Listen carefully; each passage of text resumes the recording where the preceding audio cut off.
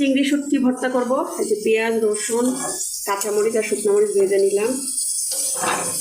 এবার দিয়ে দেবো শুটকিটাও ভেজে নেবার সাথে গরম পানি দিয়ে সুন্দর করে, মানে শুটকিটা অনেকক্ষণ গরম পানিতে ভিজিয়ে রাখছিলাম কয়েক মিনিট, তারপরে সুন্দর করে কয়েকটা ধোয়া দিয়ে নিচ্ছি। এখন এটার সাথে ভেজে নেব। এই যে এবার চিংড়ি শুটকিটা বেটে নেব, লবণ দিয়ে নিচ্ছি। এবার ভালোভাবে মিহি করে বেটে নেব। এই তো আমার শুটকি ভর্তাটা হয়ে গেছে।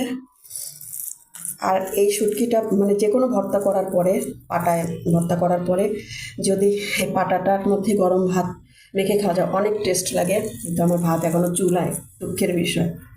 আর ভর্তাটা কতটা লোভনীয় হয়েছে আর একদম জুসি হয়েছে। কারণ আমি যে কোনো ভর্তা এরকম করার সময় তেলের পরিমাণটা একটু বেশি দিই, যাতে জুসি হয়। আমার খড়খড়ে ভর্তা খেতে ইচ্ছা করে না। এই যে তেলটা দেখলেই বোঝা যাবে। আর লবণ চেক করে দেখলাম খুবই টেস্ট হয়েছে, ঝালটা পারফেক্ট। কার কার লোভ হচ্ছে দেখেই খেতে ইচ্ছা করছে কমেন্ট করে জানাবেন। অনেক লোভনীয় ভর্তাটা। আর খেয়ে দেখলাম একটুখানি লবণ চেক করার সময় খেয়ে দেখলাম এত টেস্ট হয়েছে, নিজের মানে বানাইছি জন্য বলতেছি না, খুবই টেস্ট হয়েছে। খুবই লোভনীয় ভর্তাটা। সবাই করে খেয়ে দেখবেন আর কমেন্ট করে জানাবেন কেমন হলো।